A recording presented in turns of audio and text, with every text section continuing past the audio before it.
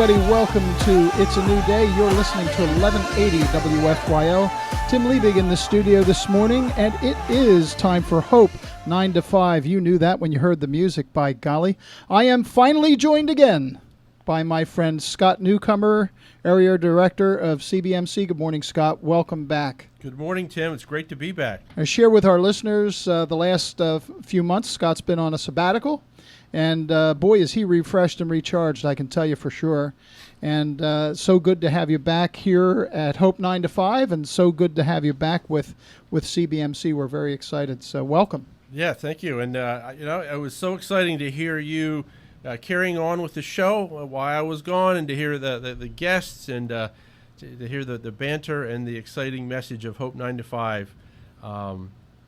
And how it was even more powerful without me sitting in this chair. So thank you. Well, it's my pleasure, and it's the work of the Lord and of the people that we had on, sharing how they find hope in the marketplace and when they go to work and how they do it. Some of the fellows from CBMC were able to share all that, and it was just wonderful. And just a reminder, folks, of if you ever have questions for Scott or myself, or anything that you want to share about Hope 9 to 5, we're certainly welcome to. You're welcome to email us at info@1180 WFYL and just put Hope 9 to 5 on there and share your thoughts. And who knows, maybe one day you could be on Hope 9 to 5 as well. That would be exciting. We would love to have that. And why don't you share with our listeners, if this is the first time you're hearing our show, folks, a little bit about Hope 9 to 5 and what this show is designed to do. Okay, Scott? Sure, absolutely. But before I do that, I just want to shout out to our expert technical production guy, Russell. So he's the behind-the-scenes guy that makes the sound clear and makes the picture maybe not too clear for us, right, as we're getting older. But he makes it all come together. So thank you very much, Russell. Yes. And we're talking about CBMC. That stands for Christian Businessmen's Connection. It's a ministry, nonprofit ministry that started back in 1930 during the Great Depression, when Christian businessmen in Chicago, when their co-workers were literally jumping out of windows because they had lost all their fortune. They felt like they were worthless. Their only value was their life insurance. They were actually watching them jump out of windows. And these men gathered and said, we have a hope and we have a faith that is powerful. And now CBMC is in 97 different countries around the world, tens of thousands of men across the United States. I've been involved for 29 years, and it has been a powerful, powerful influence in my life. Helps me, still involved in a great church, but it helps me in the workplace and integrating with guys in that way. So why we're doing this show is to encourage people to see their job, to see the fact that God generally has them working where they are working for a reason, and he wants them to take the hope that they have within them into the workplace. Don't shut it off out in the parking lot or before you open up that door. Bring the hope of Jesus Christ, the hope of the gospel, the hope of eternity with you, and be that light in the workplace.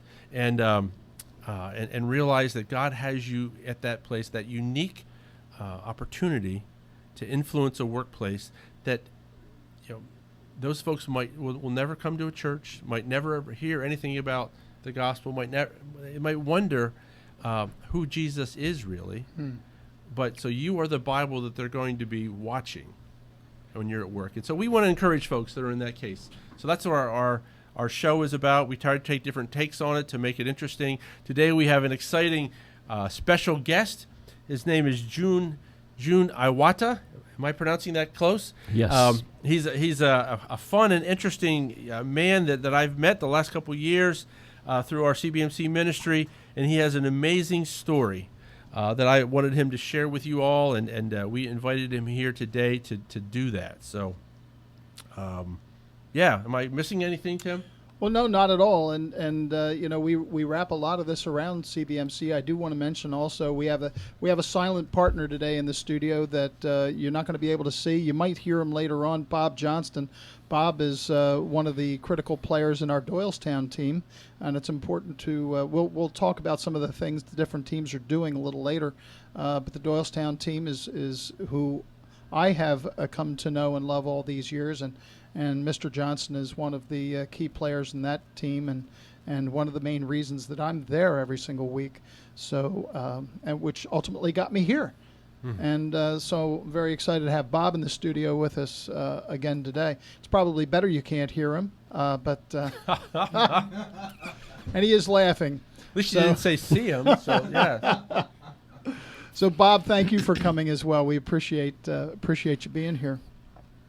So we want to let's talk about June a little bit. If you want to fill in our listeners, June, a little bit about yourself and how you came to be here. It's true honor and the privilege to be here. Thank you for having me. Anyway, I was born in Japan, grew up in Brazil, and I came to the States some 33 years ago. So it's been a long time. Anyway, my first encounter with God was when I was growing up in Japan. I grew up in a rural area outside of city called Nagoya, and my classmate when I was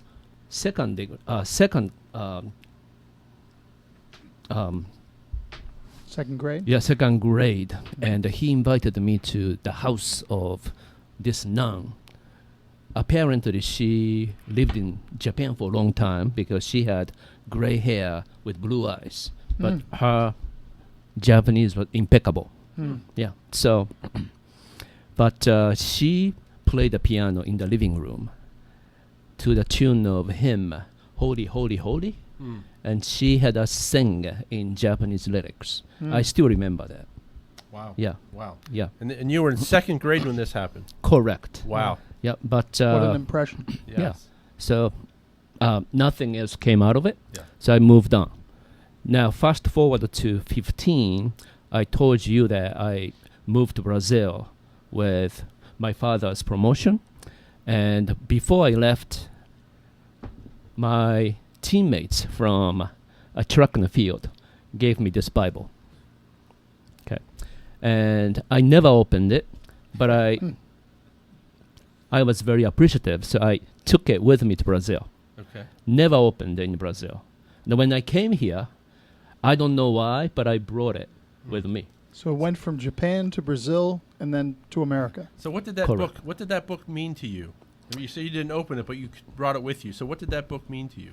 Well, the first time I opened it Yes. was when my future wife offered me to share gospel with me. And Wow. then I remembered, wait, I have Japanese Bible in my house. So then I realized that my teammates from track and field wrote me a note. This is dated 1979, November the 3rd. So it's coming up, 40 years ago. Yeah. Yeah. 40 Yeah, years ago, yeah, wow. Yeah. So they include two verses, Matthew chapter 7, verses 7 to 8, and the Romans 5, verses 3 to 5. It talks about perseverance and the character and so on. So it was remarkable that.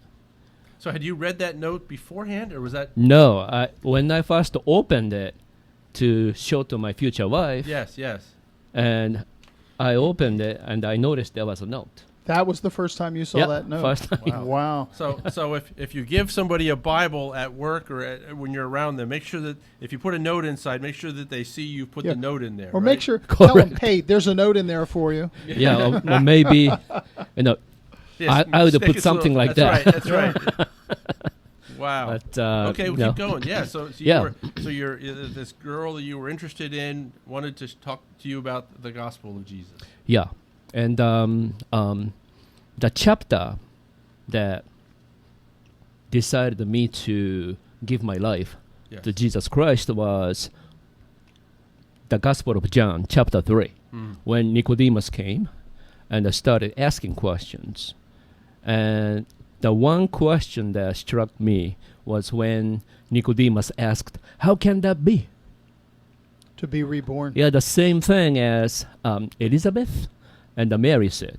How can that be? How can that be? Yeah. Okay. So when I heard that, when I read that myself, I started crying. Mm. Because So- you had that same question, or what? Yeah, what because evoked that emotion? yeah, for you? because until then, I had 4 near-death experience, and I started asking, how can this be? 4 times 4 times, yeah. you were near death Correct. because of a physical situation, Yep. and 4 times you survived. Correct. So you're asking yourself why? Yeah, why? How's that possible? Yeah. So Yeah. that was my quick story. So when you saw that in chapter 3 of John, when Nicodemus asked that question, you realized that you had asked that same question. Yeah, how can that be that I Yeah. survived 4 times? Okay. So tell us. So then, what happened after that? What was the interaction with you and your friend, girlfriend, whatever status she was at that Yeah, point? she's my wife now. Why now? But at that point, she was an attractive friend. We'll say. Yes. Yeah, yeah. Okay. So what happened? So she prayed because she knew of her limitations. So she prayed for mature Christian men to come surround me. And the CBMC was the culmination of it. Mm. You know, and I remember when that happened myself. We have, as if you've ever been listening to Hope 9 to 5, you've been listening for a while, you know that with CBMC we have outreaches. Correct. And that's where we have a breakfast or a dinner where we invite people who are not believers to come and join us and listen to somebody's testimony, somebody's story of just what you're sharing, how they came to know Jesus Christ and bring Jesus Christ in their lives. And June was invited by one of the fellows that comes to these outreaches fairly frequently. June was invited to come to one of these breakfasts. And I'm the guy that takes a look at the contact cards. We make everybody sign a card that they were there, and you know if they have any questions, or maybe if this was the first time that they prayed, and maybe if this was the first time that they asked God to be a part of their life. And there was this card one time that I read the name, June Iwata. And June wanted to find out how to give his life to Christ. So my job after these outreaches is to contact each person that puts a little note on there. So I reached out to this June Iwata guy and left him a voicemail. I sent him an email, and I never heard from him. Correct. Didn't hear from him. And 3 or 4 months went by. We were having another outreach in Doylestown. And sure enough, after the outreach, the contact cards came out. I took them home with me, looking through them, and, well, here's this June Iwata again. And he's saying he wants to give his life to Christ. So I call him again, send him an email. Don't hear from him. But then finally, he shows up. At the Perkins. He shows up at our Perkins. Each week we meet, what we call a C3 meeting in this CBMC world, where a group of men gather and we kind of sharpen the saw there. But we invite new people to come and experience CBMC through that meeting. And here was this fellow, June Iwata. And he's been there ever since. Wow. So June, tell us. So you know, you heard this from your friend, the gal, and now I guess maybe to hit the pause button. Where did you meet your current wife? In the corporation. Yeah, in a workplace setting. In a right? way, yeah. Yeah. And so you know, it's kind of interesting as we all as Christians, you know, people that are listening to this that have accepted Christ as their Savior, have invited Him into their life. You know, God has all kinds of things for us in the workplace. Correct. And you know, who would have thought that it would be an opportunity for you to bump into somebody that then resulted in then you having this once again a connection with the gospel. So you were invited out to this outreach, you know, twice. So what was going on in June's mind when you went and you had some kind of response or interest the first time. Tim called you, he didn't get a call back, and then invited again, and you attended again. So what was going on in your mind? I mean, I'm just curious. Well, she knew that part of the reason I listened to her sharing gospel was because I found her cute. Sure, right. And attractive. Yes. And so that's another reason why she prayed so that mature Christian men would come surround me. Yes. So, and I wanted to, because I wanted to prove myself that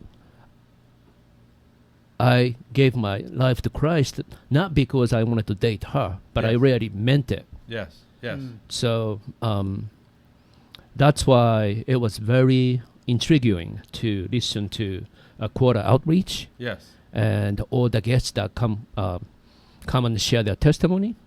And that was all on me, not because I wanted to further the relationship with her. Yes.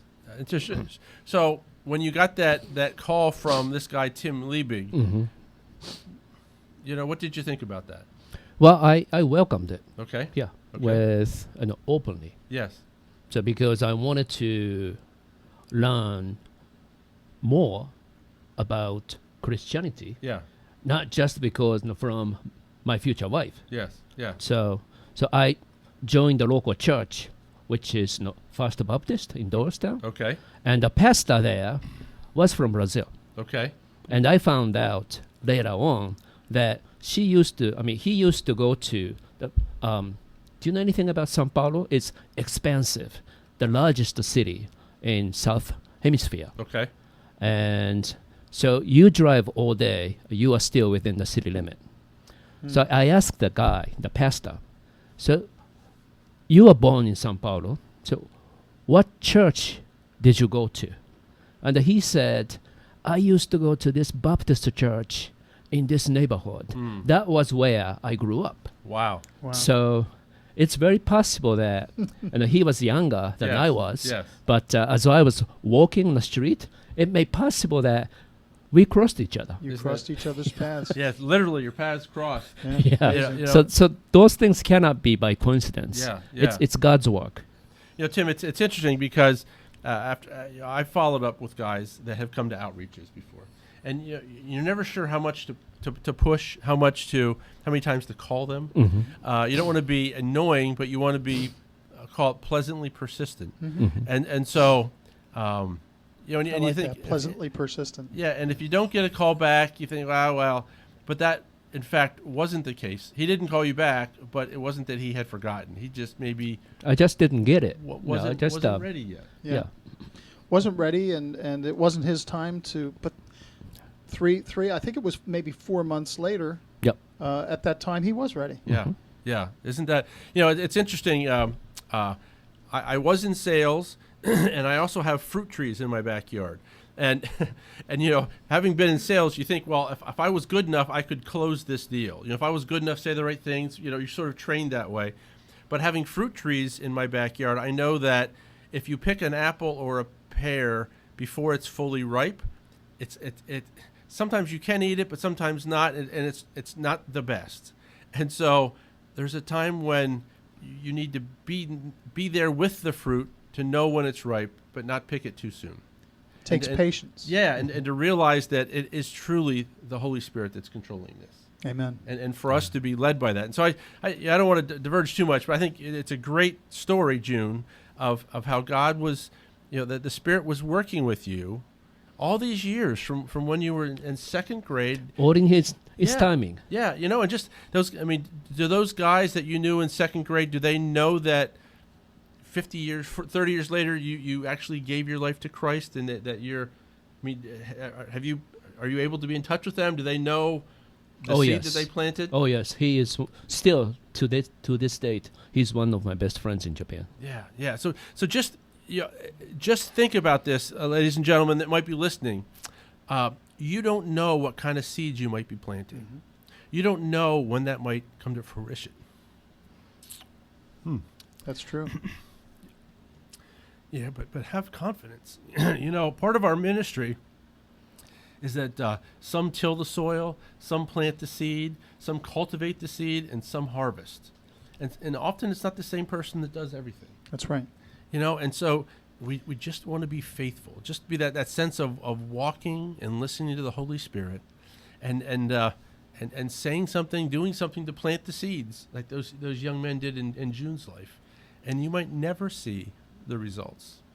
Now, part of what we want to do on this show, June, is talk about how you bring hope into your marketplace and maybe some of the concerns and struggles you've had in sharing the hope that you have in your heart, sharing that with people that you work with, something that other people could take from you, some nuggets of wisdom.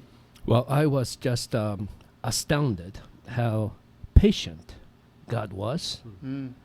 Since when I first heard his voice, he waited, and he waited until I was ready. And when I gave my life, he literally opened his arms and hugged me, adopted me, loved me. And that's what I find the most astonishing about my reason for the hope. Now, do you share that little bit with other people that you come into contact with in the marketplace at work? Yeah, I try to do. And how do they respond usually?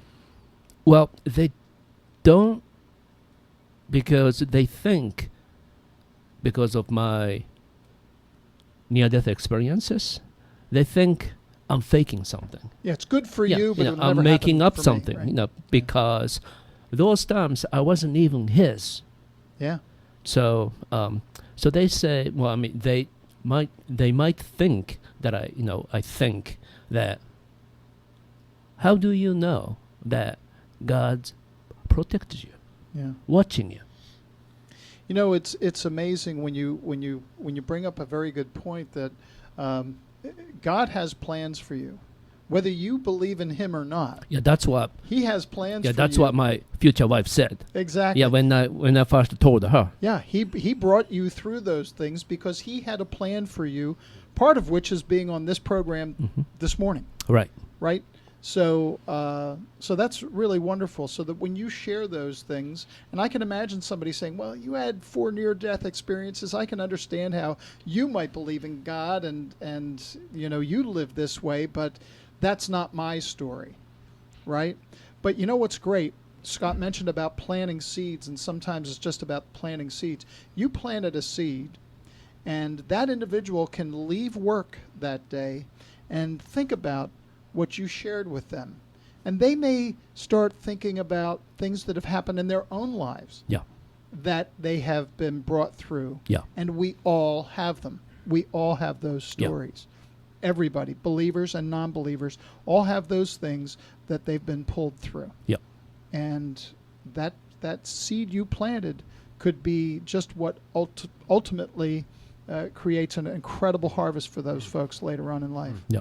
And it's exciting, Tim, that God worked an amazing thing in June's life, but He gave June a story of his journey and his connection with God. It was his story. Yeah, his story. It is his story. Played by me. Yes, but how God has given each one of us our own stories. That's right. Of how God has moved in our lives. And we could refer to that as our testimony, but how powerful that testimony is to be able to communicate it, sometimes even a 15-second version to other people, because it is truly, it's his story, but it's our story. And how we can maybe get a little tongue-tied or kind of wonder what we're going to say, but are we able to say what's the reason for the hope that we have within us? Yeah. I would encourage all of you listeners to take a moment and sit down and put a pen to paper and think about your story. Think about things that June shared that have happened in your own life. And we all have a testimony. We all have things, whether we know it or not.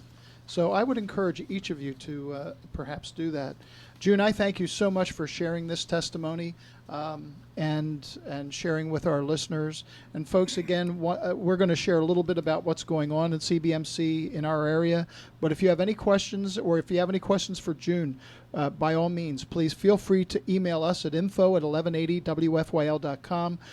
Just put Hope 9 to 5 on the subject line, and we'll be happy to answer your emails and get information to June if you'd like to share with him as well. Scott, what else is going on around CBMC? Sure. Well, a couple of exciting things. The end of September, every year we have a retreat, a men's retreat down at Harvey Cedars Bible Conference area down in, let's see, where is it? In Harvey Cedars, New Jersey. Mark Crocco is going to be our speaker. He is every year. He brings powerful messages. This year the theme is living in the presence of God. You just think about that power, living in the presence of God. So that's September 27th through the 29th. There's probably 80 to 100 guys that are going to come down there, so open to everybody, all men, put it that way. Then another event that we're involved with is the Valley Forge Leadership Prayer Breakfast. That's going to be on November 1st. Chad Williams, a previous Navy SEAL, is going to be sharing about his experiences as a Navy SEAL. We're also going to be having time to pray for our political leaders and leaders of our community. So it's a very encouraging, uplifting kind of event. We have CBMC has about 17 teams all around the Delaware Valley. If you're interested, midatlantic.cbmc.com, midatlantic.cbmc.com. You can see all the teams that we have. And Tim, I know you folks in Doylestown have an exciting event coming up. We do. Every year we're privileged to be able to put one of our outreaches out there, an outreach breakfast for veterans. And so we have one coming up on the Friday, November 6th. I think if that's the Friday. November 5th. Whatever that first Friday. 15th. 15th. Okay, it went out a week. I apologize. But it will be on the programs, cbmc.com. Friday, November 15th, it'll be our breakfast with one of our leaders, John Stock, who was an Army medic. Every Veterans Day, we have a breakfast, and we have a veteran share their testimony. So it's going to be wonderful. You can find out about that on the website as well. Oh, interesting. And John was one of the original Pittsburgh Steelers, right? Yes, he was. Yes, so he's a big, burly kind of guy, and he's in his 80s, and so John's just a fun guy to be around. So. And that'll be held up at the Doylestown Country Club in Doylestown on November 15th. So. Again, go to cbmc.com or midatlantic.cbmc.com and see what's going on. Scott, so glad to have you back in the saddle again. Hope 9 to 5. June, thank you for coming on air and sharing this your wonderful story. Bob Johnston, thank you for straightening me out on that date and all those other things that you do. Folks, you're listening to Hope 9 to 5 on It's a New Day. You're listening to 1180 WFYL. Tim Liebig signing off for this month, and we'll see you next month. Your love is